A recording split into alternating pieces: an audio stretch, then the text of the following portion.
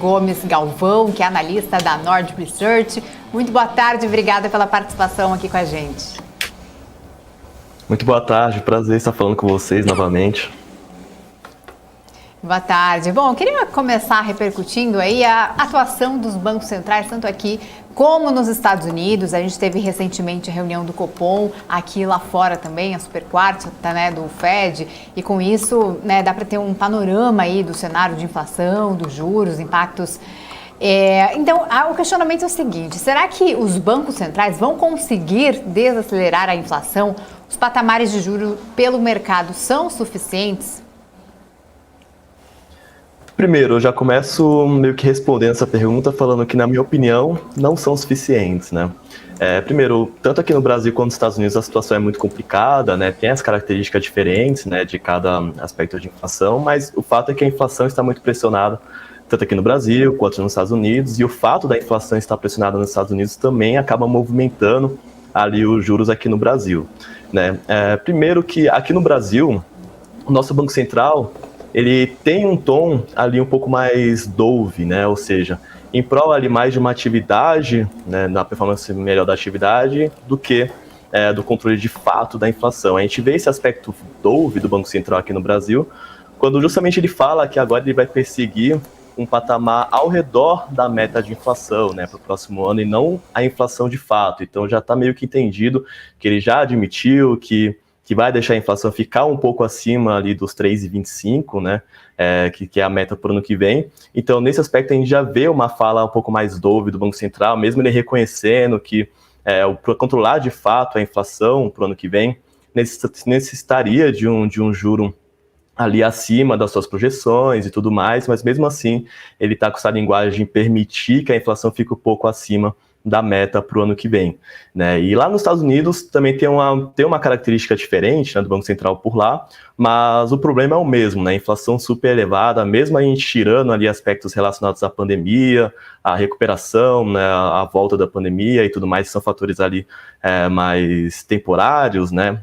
Mesmo tirando esses fatores, a inflação lá fica muito pressionada. A gente está falando de uma inflação, a maior inflação em 40 anos, né? Uma inflação de mais de 8% é uma coisa muito forte lá nos Estados Unidos. Para a gente brasileiro é uma coisa até que normal, né? E já presenciou diversos momentos com situações bem piores. Só que lá é uma novidade. Então, à medida que o tempo foi passando, o Banco Central por lá foi reconhecendo que o cenário era mais complicado, né? Foi reconhecendo que era de fato necessário subir os juros de uma forma mais acentuada. Mas mesmo assim, hoje o mercado ele está precificando um juro por lá abaixo de 4%, né? Nos últimos dias até caiu um pouco, o mercado está precificando um juro lá chegando a 3,6%, 3,7%, o que, ao meu ver, não faz muito sentido, né? Necessitaria de um juro acima desse patamar para controlar essa inflação de mais de 8%, né? Então, é um problema que eles têm que enfrentar. Com o passar do tempo, ambos os bancos centrais estão reconhecendo, né, vão ajustando a sua linguagem. Aqui no Brasil, por exemplo, o Banco Central estava com uma projeção de Selic chegando a 12,75, que não faria muito sentido, foi reajustando, já está admitindo que vai ter mais uma nova alta, e lá nos Estados Unidos também é um pouco parecida essa linguagem, né, essa mudança de pensamento à medida que o cenário foi se impondo ali mais difícil. Então é uma situação bem complicada mesmo. Então, assim, é muita coisa para falar, né, quando a gente vai falar sobre o Banco Central aqui no Brasil, inflação aqui no Brasil, e a mesma coisa lá nos Estados Unidos, mas o compilado do que está acontecendo é mais ou menos esse, né, os bancos centrais admitindo e ajustando a sua linguagem, visto que o cenário de inflação tem muito chão pela frente, né, para de fato estar controlada. Então, assim, é um problema que eles têm que enfrentar e a gente está acompanhando aqui. A nossa tarefa é acompanhar, né, esse cenário o máximo possível. Deixa eu tirar uma dúvida contigo, Cabral aqui falando, meu amigo. O quanto o desmame do Fed, quer dizer, a não recompra de títulos em 12 meses na casa de 1 tri, pode fazer um bom pedaço do serviço de não ter que aumentar os juros? Acho que é uma combinação de fatores, né? Quando tem essa questão da recompra, né? Tem a questão do aumento do juro em si, né? Se ele, pelo menos, além do fato da compra em si, né? Do ajuste do balanço e tudo mais, ele fazer esse ajuste através do juro especificamente, uma coisa pode equilibrar a outra, né? Então a gente tem que olhar ali o conjunto de fatores que ele está fazendo. Ele está admitindo, ele ajustou ali a sua velocidade de ajuste de juro, né, dando a alta 75. O que me pegou um pouco nessa questão do Fed lá, que ele estava cada vez mais com uma linguagem mais rock, né, mais em prol ali desse controle da inflação. O que me pegou um pouco nesse contexto, né, tanto do ajuste do balanço quanto do ajuste do juro em si, é que ele recuou um pouco quando ele poderia ser mais rock, mais duro, né, nesse controle da inflação. A partir do momento que ele deu a alta 75 na última reunião, ele poderia e deu a chance ali dele admitir e falar, olha, na próxima reunião vai ser 75, ou vai ser mais do que isso, ser um pouco mais forte nessa linguagem, mas ele permaneceu ali com 50 como uma possibilidade para a próxima reunião, que para mim não faria muito sentido, né, acelerar para 75 e voltar para 50. Então, nesse aspecto do ajuste do balanço e tudo mais, acho que é mais uma combinação de fatores, né, quando a gente olha isoladamente ambos, a gente não pode acabar perdendo um pouco dessa compensação, né, do outro lado nesse ajuste da política monetária. Então, acho que mais uma combinação de fatores. Se ele compensar pelo outro lado e admitir que vai ser mais rock no aumento do juro, né, o ajuste do balanço pode se dar de uma forma mais lenta, né? Então, vamos ter que acompanhar, acho que na minha visão, acompanhar ambos os fatores. Então, acho que é mais ou menos essa minha linha de pensamento, né, quando eu analiso a situação por lá. Ô Christopher Gani aqui falando, você acha que o Brasil vive um momento descorrelacionado em relação aos Estados Unidos? Quer dizer, se de fato os Estados Unidos entrar em recessão, o Brasil vai ser atingido ou não? A gente vai estar descorrelacionado e aí tem oportunidades por aqui. Como é que está a visão aí na casa? Deixa eu só complementar. E o quanto a China pode ajudar ou não se os Estados Unidos está não crescer nesse não queda do Brasil? Boa. Acho que tem assim, o Brasil vai ser entendido, né? Não tem como a gente se posicionar como uma ilha que não vai ter efeitos ali do que pode vir a acontecer nos Estados Unidos. Primeiro que, na minha visão, a recessão dos Estados Unidos, se vier, né, tem chance disso acontecer, vai vir por conta do ajuste da política monetária, por conta de uma alta mais forte do juro, né? Então, quando a gente olha esse cenário, a recessão dos Estados Unidos vindo pelo fato do juros estar subindo de uma forma mais acentuada para controlar essa inflação, é justamente esse objetivo, né, de você subir os juros, desaquecer a economia para impactar ali na desaceleração da inflação. Aí sim você tem, né, os efeitos aqui no Brasil. Você é forçado a ter juros também em patamares maiores para não ter impacto aqui na inflação através de uma desvalorização da nossa moeda, né? Se a gente simplesmente começa a reduzir os juros de uma forma acentuada, achando que a situação está controlada, e lá nos Estados Unidos, vamos supor que o Fed começa a dar altas mais fortes, né, admitir os juros futuros lá são reprecificados para cima e tudo mais, e a gente começa nesse ciclo de queda ignorando o que está acontecendo nos Estados Unidos, tem impacto no dólar e tem impacto na inflação, né? Eu acho que o nosso Banco Central é um Banco Central sério, né? Ele não vai ignorar esse cenário, ele sempre está atento ao que está acontecendo lá nos Estados Unidos.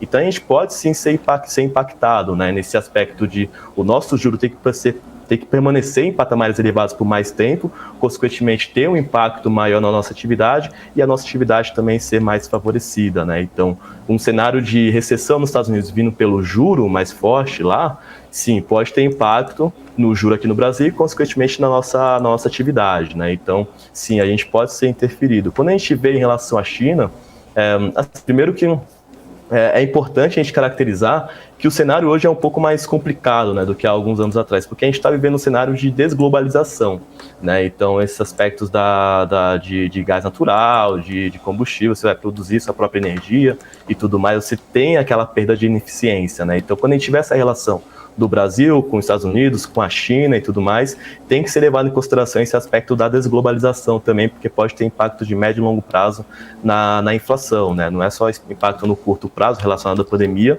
mas por todos esses aspectos que estão acontecendo, guerra e tudo mais, esse cenário de desglobalização acaba tendo impacto inflacionário de médio e longo prazo também. O quanto a China pode contribuir, né, nesse cenário, assim, para mim, eu sinto dificuldade, né, para dar uma resposta certeira, né, de como que ele pode agir ali, como que ele pode contribuir de fato. A questão é que, recentemente, a gente está vendo uma desfavorecendo, né, o cenário lá na China, né, com lockdown e tudo mais, o que pode ter impacto na atividade por lá e, consequentemente, nossa relação comercial acabar sendo desfavorecida por essas políticas de curto prazo aí que está acontecendo na China para controlar a pandemia, né, por lá que se acentuou. Então, assim, eu sinto dificuldade, sinto dificuldade em dar um direcionamento de fato, assim, de como que a China pode contribuir, né, nesse cenário, nessa relação de Brasil e Estados Unidos, né, mas a gente sabe que a China, pela grandeza que ela tem, no momento que ela abrir de volta a economia e tudo mais, ela continua, né, tendo uma relação muito importante para a nossa balança comercial e, consequentemente, né, para todo o cenário macro aqui no Brasil, inclusive lá nos Estados Unidos, né, mas achei importante colocar esse cenário de desglobalização, né, também no jogo, porque às vezes o pessoal não comenta muito sobre isso, né, tá se popularizando um pouco mais essa linha de pensamento, mas isso acaba tendo impacto, sim, na inflação e, consequentemente, nessa correlação, né, do Brasil, não só com os Estados Unidos, como o mundo como um todo, né, então acredito que seja mais ou menos essa linha de pensamento, sabe? Aí a pergunta do Cabral, né, dessa comparação de expectativa e realidade aí dos resultados dessas reuniões do Copom e do FONC, né, após a inflação norte-americana continuar preocupando na leitura de mais investidores, eles até apostam ali numa alta mais agressiva dos juros de 0,75 ponto percentual. Queria saber a sua opinião. Lá dos Estados Unidos, certo? Essa alta 75, certo. Né? Sim, então, porque o mercado ele entende que pelo menos para a próxima reunião não faria muito sentido, né, você ter aquela aceleração de passo para 75 numa reunião específica e depois já reduzir para 50. Para mim não faz nenhum sentido, para o mercado também está vendo que não faria nenhum sentido, né? Então, para mim já foi um erro ali do Fed colocar os 50 bases como uma possibilidade para a próxima reunião, né? Como eu falei anteriormente, 75, mantém no 75 e você começa ali a reduzir o passo, né, desacelerar essas altas à medida que os dados de inflação mostram que está tendo um arrefecimento de fato, não só o número cheio, o índice cheio, como os núcleos de fusão e tudo mais, né? Mas o que a gente vem observando recentemente é que as pressões inflacionárias ainda são significativas, né? Não só lá nos Estados Unidos, como aqui no Brasil, né? A característica é um pouco parecida nesse sentido. Às vezes o pessoal vê um número específico e acha que está desacelerando de fato, mas quando você vai olhar o número por dentro, não é isso que está acontecendo. Até porque acho que no penúltimo dado de inflação nos Estados Unidos tinha dado uma desaceleração. Alguns membros do Fed tinham admitido, né, tinha falado de que, olha, a inflação pode ter chegado no pico e tudo mais, pode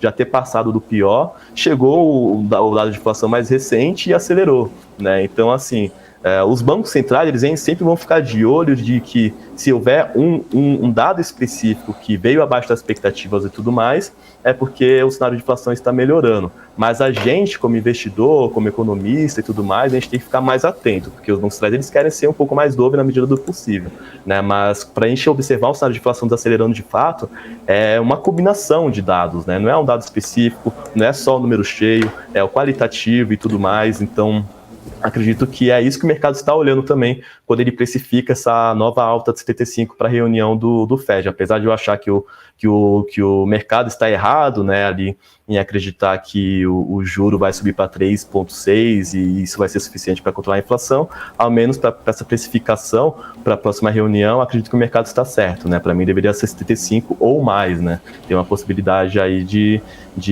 ter o Fed tinha uma oportunidade de se mostrar mais rock e se mostrar mais duro nessa tarefa de controlar a inflação, porque tanto não só os economistas por lá, né, o pessoal do mercado financeiro, como também a própria população acaba ficando incomodada, e não é à toa que a gente vem observando recentemente queda dos índices de confiança, que está muito relacionado a essa dinâmica de inflação que ainda está no pico lá nos Estados Unidos, né? Então, menos acredito que no curto prazo o mercado está certo, reunião, mas pensando nas próximas reuniões, acredito que o juro deveria ser maior do que esse 3,6% ou até 4%, né? Deveria ser maior do que esse 4% precificado para controlar a inflação, porque a gente considera que o juro neutro lá nos Estados Unidos é em torno de 2,5% e 3%, né? Então você tem que ter um juro de fato ali significativamente acima do neutro, para você ter um juro real ali de fato para controlar de uma forma mais acentuada essa inflação, porque à medida que você deixa essa inflação se perpetuar por mais tempo, a sua tarefa de controlar de fato lá na frente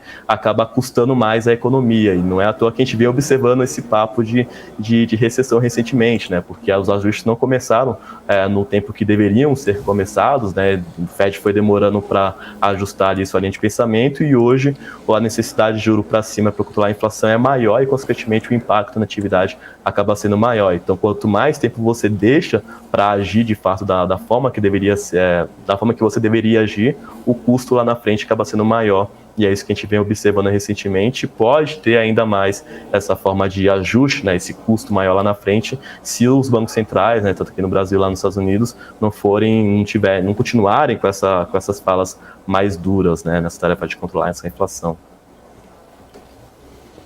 Meu amigo, deixa eu tirar uma dúvida contigo. Na cabeça de vocês, o que é curva de juros do Banco Central?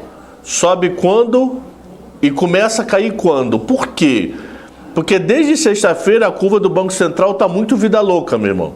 Se você pegar o DI futuro, ele está subindo agora, sobe em outubro, depois tem um tombo estranho em maio e uma queda grande em agosto. Eu acho que o mercado de juros está perdidaço. E como é que é a leitura de vocês? Primeiro eu concordo com você, né? Quando a gente vê essas movimentações aqui na curva de juros aqui no Brasil, é até estranho, né? E até antes também, isso não é estranho agora, não se tornou estranho agora, até estranho há um bom tempo, né? Porque quando a gente olha, hoje o mercado está precificando um juro chegando a 14% aproximadamente, né? O patamar máximo ali começa o ciclo de cortes, que é o que está sendo precificado pelo mercado. Quando a gente olha um pouco mais para trás, né, alguns meses atrás, o mercado estava precificando assim, 12%, né, mais ou menos isso, e o ciclo de corte de juros precificado pelo mercado já estava começando nesse ano, uma coisa que não faria sentido. Então, quando a gente olha para a curva de juros do mercado, ou as projeções do Banco Central, enfim, a gente não consegue determinar em qual período, de fato, vai começar esse ciclo de queda, né, do juro, porque o juro está impactando já na inflação e tudo mais. Por que a gente não consegue ver um mês específico, um período específico que isso vai acontecer? Porque para isso acontecer, a gente tem que ter alguns sinais de que a inflação está de fato arrefecendo, né, de que alguns sinais de que os núcleos estão sendo controlados de uma melhor forma, de que a difusão está caindo de uma forma consistente. E por enquanto a gente não observa isso, né? A gente, apesar do dado do último IPCA 15, por exemplo, ter vindo em linha com as expectativas, os núcleos continuaram elevados. A difusão caiu, mas caiu em um mês, né, nos últimos tempos. Agora vamos ver se vai ser uma queda acentuada, se vai ser uma queda mais consistente. Então, assim, são diversas variáveis ali que a gente tem que considerar. O que eu acredito quando a gente olha especificamente, vou separar um pouco a curva de juros para as projeções do Banco Central, né?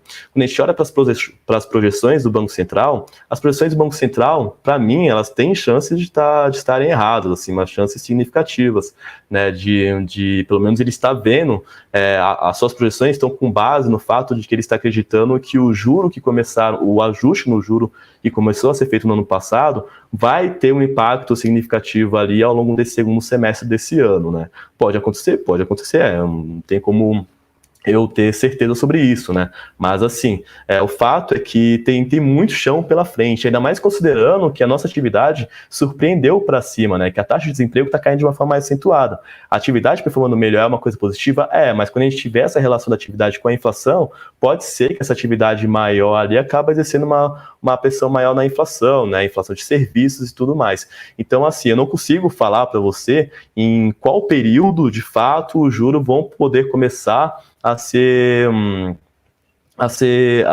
ajustado, né, a cair, porque a inflação está sendo controlada. A minha tarefa aqui está sendo observar e ver os sinais de que a inflação está desacelerando. Por enquanto, falta bastante coisa para isso acontecer, né? Quando a gente vê a média dos núcleos, por exemplo, em 0,87% nesse último IPCA 15 da sexta-feira da semana passada, considerando que o histórico, na média histórica, é um patamar muito abaixo disso, né, 0,50 e tudo mais, porque tem muito chão pela frente. Então, quando eu começar a ver, de fato, um arrefecimento, né, mais consistente, os preços sendo controlados de uma forma mais consistente, a política monetária de fato fazendo efeito na inflação, aí sim eu vou poder ter um direcionamento melhor de qual período o Banco Central vai ser possibilitado, né, de começar esse ciclo de queda da Selic. Ainda mais considerando essa variável muito importante que é o que está acontecendo lá nos Estados Unidos, né? Se eu acredito que a curva de juros lá tem que ser reprecificada de um juro para cima para controlar a inflação por lá, significa um impacto maior no juro por aqui, né? Então, assim, por isso que nesse momento estou mais aguardando e analisando os dados do que querendo prever em qual momento esses juros vai poder começar, né, esse ajuste para a Selic para baixo, né? Então, estou nesse direcionamento do que tentar adivinhar ali o timing, né, desse movimento. Acho que esse, pelo menos para mim, assim, acaba sendo uma forma mais produtiva de analisar o cenário e de me posicionar de acordo com esse cenário, né? Então, estou mais por essa linha de pensamento, sabe? Tá certo, muito bom. Conversamos aqui com Christopher Gomes Galvão, analista da Nord Research. Muito obrigada pela sua participação e por todas as explicações aqui pra gente nesta tarde, Christopher. Perfeito, obrigado vocês e até a próxima.